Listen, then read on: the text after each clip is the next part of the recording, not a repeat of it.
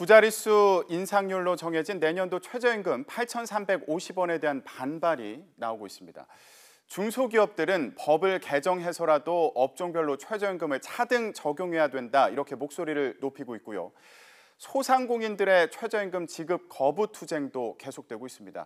편의점 업계에서는 오늘 오후에 대책회의를 열 예정입니다. 취재기자 연결해서 자세히 알아보겠습니다. 이정미 기자. 네, 중소기업 중앙회에 나와 있습니다. 네, 지금 최저임금에 대한 각 분야의 반발에 대해서 말씀드렸는데 중소기업의 반발이 거세지자 중소벤처기업부 장관이 오늘 중소기업 중앙회를 방문했다고요. 네, 그렇습니다. 조금 전인 오전 11시부터 홍종학 중소벤처기업부 장관이 이곳 중소기업 중앙회에서 중소기업인들을 만나고 있습니다. 중소기업인들은 최저임금이 지난해에 이어 올해도 두 자릿수로 인상되면서 기업이 감내할 수 있는 수준을 넘어섰다고 토로했습니다. 내년도 최저임금을 적용받는 근로자의 98%가 300명 미만 기업이라는 점을 감안해야 한다는 겁니다.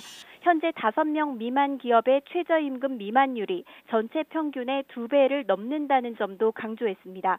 지금도 도소매 업종에 근무하는 10명 가운데 2명은 최저임금을 받지 못하고 있고 5명 미만 기업은 10명 가운데 3명이 최저임금을 받지 못하고 있다고 설명했습니다. 중소기업들은 법을 개정해서라도 업종별로 최저임금을 차등 적용할 수 있는 방안을 찾아야 한다고 주장했습니다. 또 카드 수수료 인하나 상가 임대차 보호기간 연장 등 추가 대책도 추진해야 한다는 입장입니다. 문제는 중소기업들의 이런 건의를 중소벤처기업부가 해결할 수 없다는 점입니다.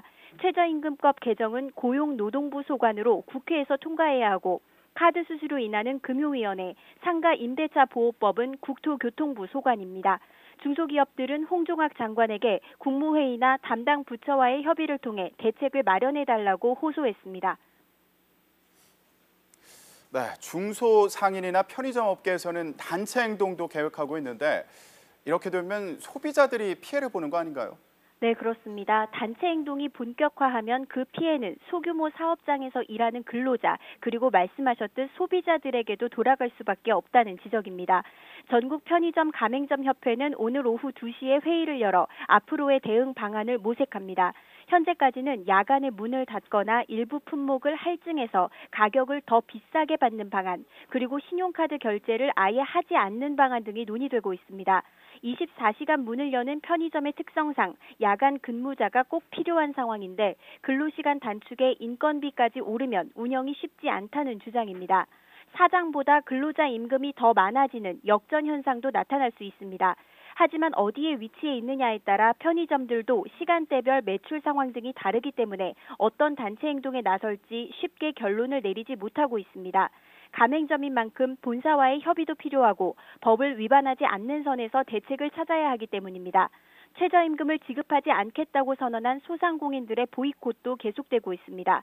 소비자 불편은 물론 보이콧이 계속되면 실제 근로자들의 임금 인상 효과도 기대하기 어렵습니다.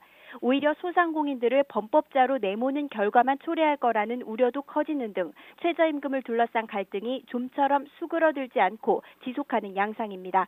지금까지 중소기업 중앙회에서 YTN 이정미입니다.